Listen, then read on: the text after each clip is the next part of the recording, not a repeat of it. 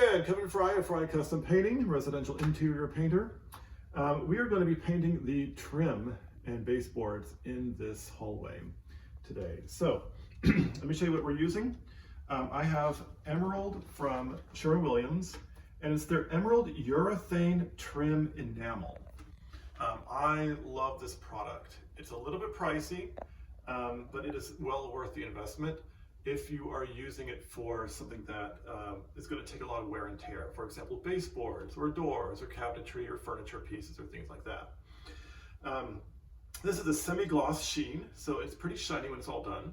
You want to use a semi-gloss on high traffic areas like doors and baseboards, things like that, because it's easier to clean. It leaves a shinier surface that wipes off more easily than a more porous surface. This is also the urethane trim enamel. It has a urethane, like an oil-based component to it. So it has a different smell, and it dries really hard. It has a very strong, durable finish when it's all done. But it cleans up with water, just like any kind of latex paint does. So I think this is a fantastic development in the paint industry. Anybody that's used this, you know what I'm talking about. There are a lot of other options. You don't have to use a urethane trim enamel for trim. I know that Sherwin-Williams also offers other lines like Pro Classic. They have a great few other products that are really good for trim and doors. I know that Benjamin Moore's Scuff-X is really good for trim and doors and cabinetry and things like that. I love it. But this is what I'm using today. And we are using the color called Black Bean.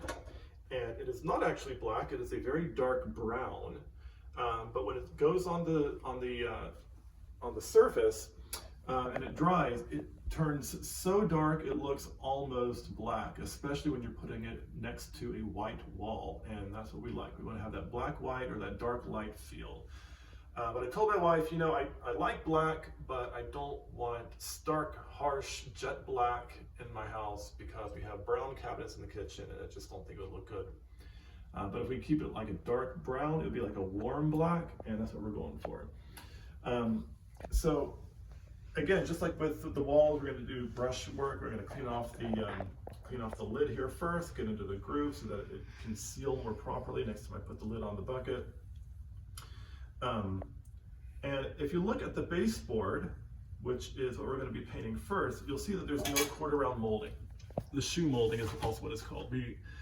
It was not here in the house when we first bought the house. I'm going to put it on later.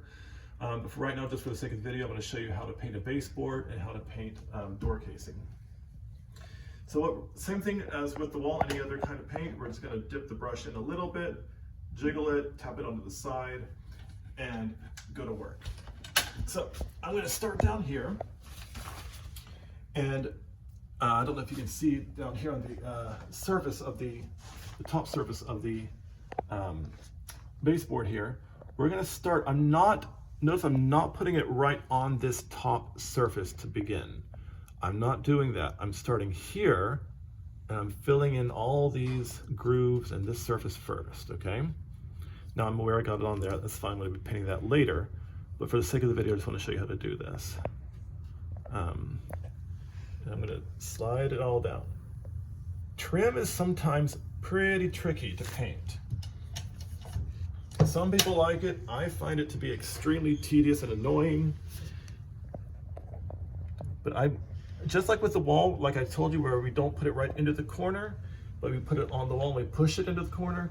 Same thing with the baseboard. I'm not putting it right into the corner because I don't want to get paint on the floor. So I'm going to put it on the baseboard and then kind of push it down to the edge. Once I get the bristles down there, I slide it across, just like that, and then I smooth it out. I don't want very much paint on my brush at all, just very little, just enough to cover, especially when you're putting something directly onto a surface that was already semi-gloss or high gloss, because sometimes it's hard to get the paint to stick unless you're using a primer or you've sanded it before. But I want to show you primarily the technique that I'm using right now. So I'm just getting it right into the corner just by pushing it, and then I slide it. Push and slide. We push and we slide.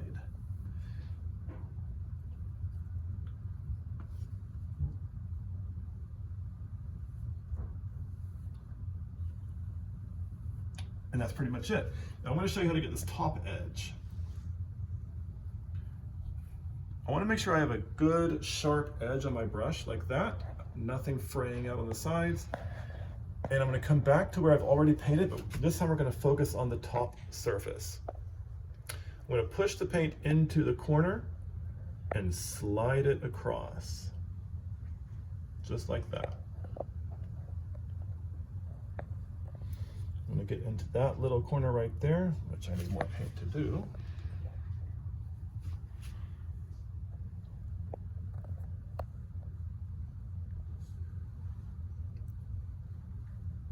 There. We slide it across. Now I'm going to show you a little trick that I have. I don't know if other painters do this, but it's what I do to get a nice, crisp, clean edge. I don't move my arm. So I get the paint into the corner and I freeze, and I actually lean my body from my pelvis over. And that way it's just one body part moving. It's just my pelvis, just my back down here is moving this way. And my hand is staying stationary. If I were to push it with my hand, it could jiggle, it could shake, it might be unstable, and then I would not get such a crisp, clean line on the paint, on the baseboard there.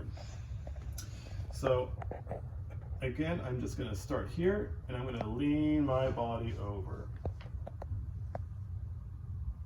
But I'm not moving my elbow to my wrist. That's all staying frozen. And I can go back and paint over all of this.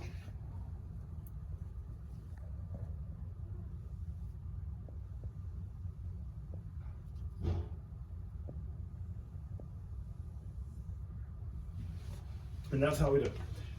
Now I'm going to bring you over here. One more thing I want to show you. Pretend I've already painted all of that, because this is what I want to focus on the next. People sometimes wonder, how far do you paint on the door casing? Should you paint the whole thing? What if you want this side to be one color and this side to be a different color? So that's actually what we want in this space. We want this side to be the black bean. We want this side to be white. So what do we do with that? How far over do we bring the black bean? Well, it's pretty easy actually. I recommend closing the door, and that's where you stop the color, okay? So if this side is visible all the way over to here, from this side of the door, then that's how far you want the black bean or the color on here to go. Whereas we don't paint this, the black bean, even though that's kind of all one chunk of space right there. This side will be covered by the door when the door is closed. So we want to keep this side white for this room, and we want this side to be black bean all the way up to this surface here. So we're going to close the door, and that's all going to be black bean, and this is going to be white. Now, some people might have a different opinion about that, but I think that's a pretty good cutoff point so that you get the best of both worlds, the best of both colors, so that, you know, one side looks consistent, the other side looks consistent as well. So I'm going to go ahead and finish this, and I'll show you the finished product when we're all done. Now that I'm finished painting this portion of the trim in this hallway, I want to show you guys what it looks like and show you what I'm talking about. So I'm going to show you by moving the camera around. So as you can tell, I have painted this portion of the door casing the black bean, and I'm leaving this portion white. So there is the doorway, and when I close this, it looks finished. But then when I open this, you'll be able to tell that the other side of the room has white trim on it. We're going to keep it like that.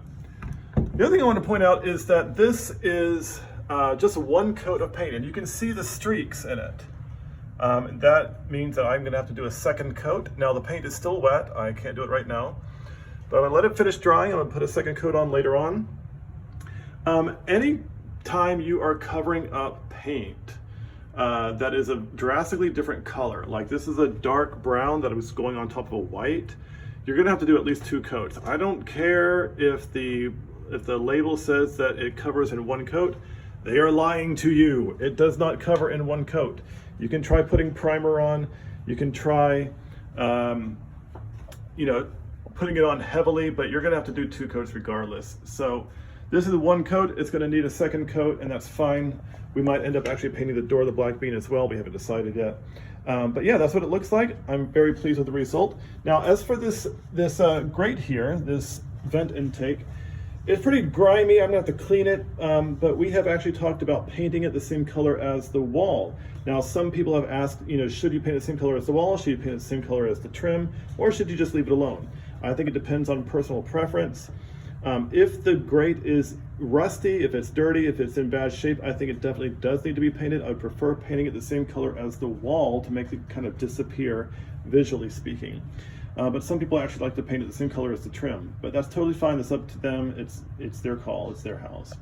So I hope you guys enjoyed this little venture into my home and learning how to paint the trim and walls of this space. Enjoy.